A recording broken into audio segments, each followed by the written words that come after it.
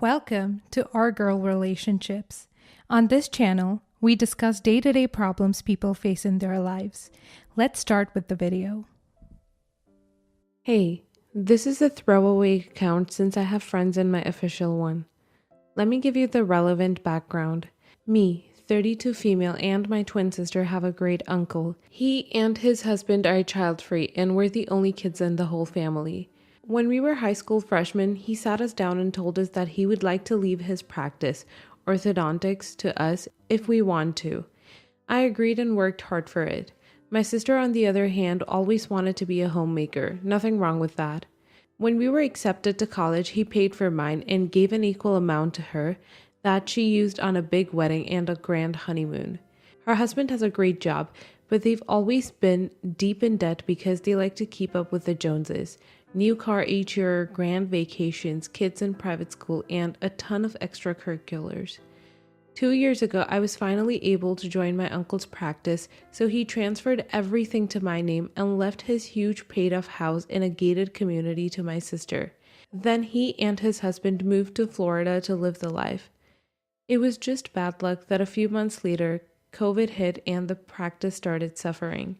And that's when my sister started gloating about how she was the smarter twin in the end, how she ended up with a paid-for house and a great family while I was an old maid with a worthless practice.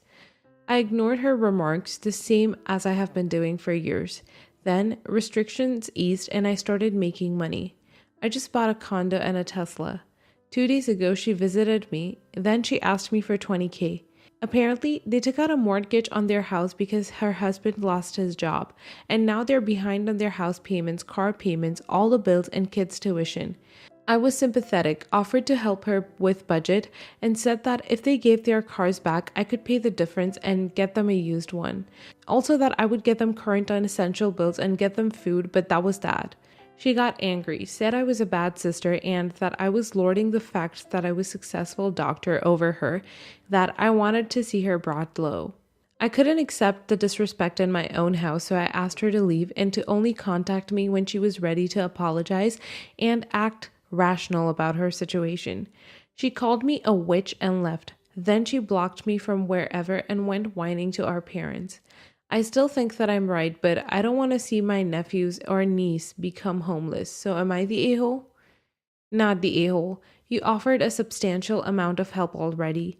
It's not your fault she wouldn't take it and refuses to compromise on any of her luxuries to survive. Plus the gloating she did over you for years and now wanting $20,000 without even putting in any effort makes her sound like an entitled brat. So I say don't give her a dime at this point. If you start handing money over now, it will never stop. Families are the worst when it comes to money. If she's not willing to shift and budget, she's literally just wanting your money. It has nothing to do with keeping a roof over her head. If things were that bad, she would be okay budgeting. This is an issue they brought on themselves, and if you bail them out now, you will be bailing them out for years. Do not become the family at the moment. Not the a-hole. They can apply for assistance like everyone else. They're also both able-bodied adults, so if they want to maintain an extravagant lifestyle, they can both get jobs to support it. You were quite generous to offer to help them catch up and buy food. That's more than most people struggling right now have help with. You're not obligated to help her at all. Yet you did despite her insults during the shutdown. Your sister needs to grow up, and if your parents are enabling her behavior, they can go into debt helping her if they want to. Your nephews and nieces are not going to become homeless. Your sister may be spoiled, but I doubt she and her husband are dumb enough to not downsize once they realize you're not just going to cave to this thin emotional manipulation, which is some weak sauce.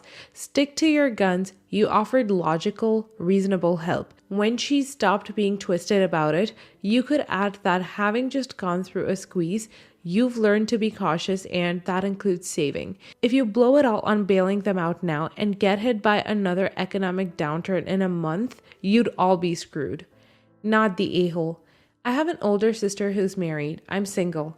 When my father was dying, he warned me, you can give them $1 million and in 6 months, they will not only be broke, but they'll have more debt than before you gave them anything. They're an endless money pit. Love her, listen to her, but don't ever give her a penny. I couldn't control my mom. They make way more than we do. They're always in money trouble and barely making it.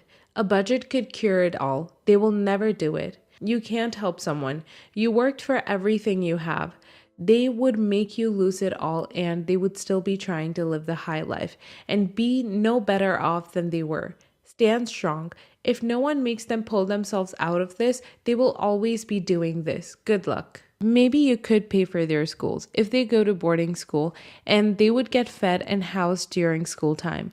Or you could look after the kids. You obviously don't have to and should not be guilted to do so. But yeah, not the a-hole. Oh, and you shouldn't be lending money to your sister. You would be giving her money. She would never pay you back. She and her husband are in desperate need of budget help. Next story. I, female 22, live with my boyfriend, male 24, in a 2-bedroom apartment. I pay the rent, but the apartment is actually owned by my parents, which is why I can't afford it because they charge me 30% of market rate. I also pay for utilities and other small bills. My parents are extremely house proud plus frugal. So for a university student, I like to keep it tidy, tastefully decorated, well stocked, etc. because this is how I was raised. My mom literally beams when she sees my place, and I kind of like that feeling, lol. The issue is that my boyfriend, who recently moved in because his place has issues with damp, is turning my place into a swamp. It's been 4 months and I'm losing my mind. He pees around the toilet and doesn't clean up. He leaves dishes in hallways. He lets the trash pile up until it overflows. He leaves muddy footprints all over the house and on the bed. Every possible mess you can think of, he manages to create it. The first 2 months, I really tried to keep the peace by compromising, telling myself I'm the person who needs it super clean, so I'm the one who needs to be the super cleaner. But that just bred resentment and anger in me. The bigger problem is that my parents are visiting soon. By soon, I mean literally next Wednesday. I've asked him to clean before Wednesday for the last 2 weeks, but he's ignored me each time. Each time he finds a new excuse to delay it one more day. If they find out how trashed the house is, I'll lose my privileges and their trust. And if they find out he's created about $2,000 in damage since he's been here, I'm double screwed because money wasting and messiness are their 2 pain points. So I bit the bullet and told my boyfriend he has to move out by Wednesday and that I don't want him to clean anymore because I'll do it myself, plus with the help of a cleaner. Reddit. He flipped, called me controlling, uptight, financially abusive, and evil because I hired the cleaner so silently and I guess malevolently. I think he expected me to warn him and beg before booking someone. My friends, some, not all, and his friends are siding with him because they don't know how bad the house really is. They've kind of implied that I'm throwing him under the bus to chase validation from my parents and to keep my gravy train rolling. Now I'm wondering if that's true because I told him to leave by Wednesday, which is when they arrive. If it really was about me, didn't I have 4 months to draw the line? Because I can't tell if I'm enforcing my own boundaries or my parents. Am I the a-hole? Edit. This is the only edit I will add. He has a flat that has since been damp-proofed, but he doesn't want to go back because his flatmates do not want him back under any circumstances.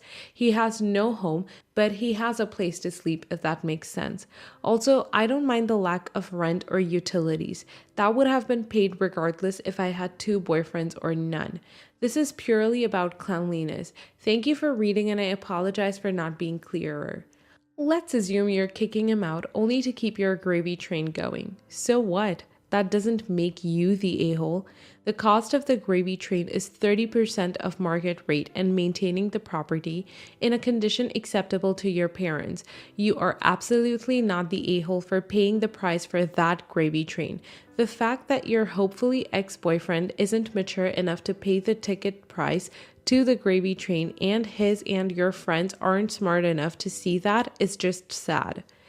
Not the a-hole. He doesn't want a girlfriend. He wants a maid, cook, toy who provides free housing and takes all responsibility for taking care of him while needing nothing.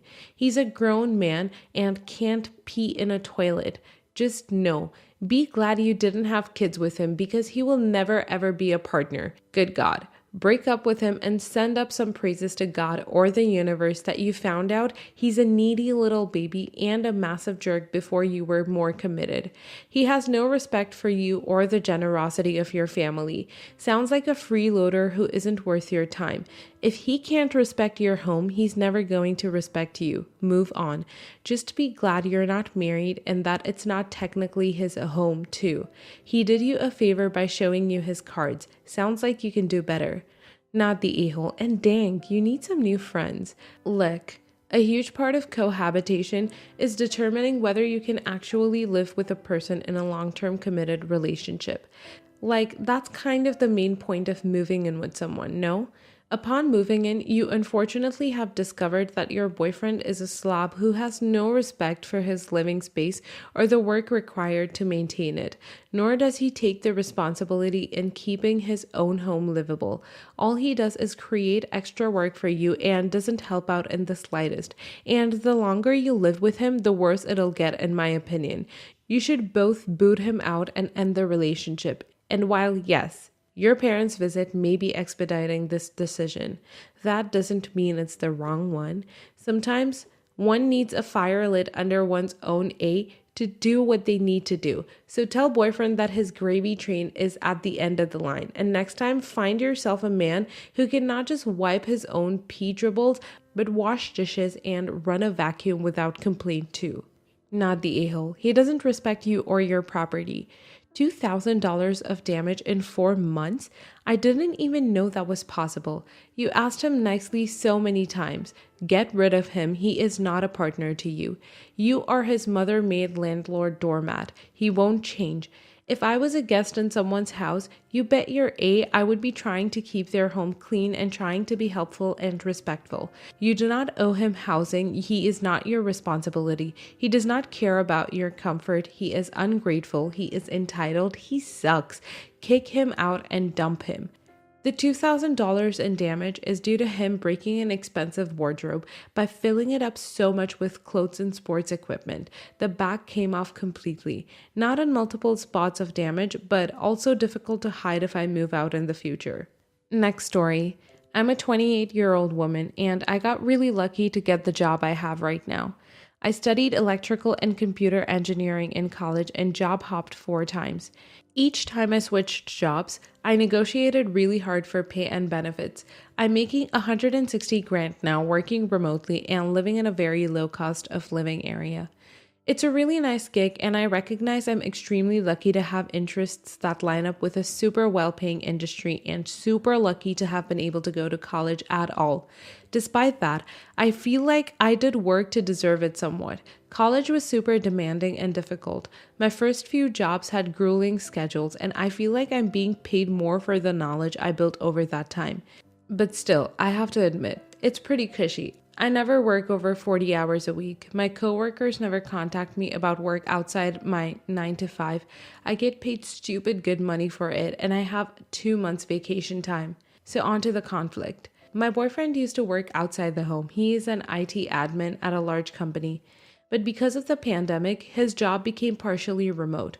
So we're working out of the same house, and I think he sees how different our jobs and pay are. He makes $65,000 a year and works a lot longer hours. He usually starts his day at 7 or 8 a.m. and works till 6 or 7 p.m. He more often has to work weekends to do IT stuff, and he is on call for emergencies with his personal phone. And it seems like they're having emergencies every week. So since we've been working from home together, he makes comments about it occasionally, like, must be nice kind of things.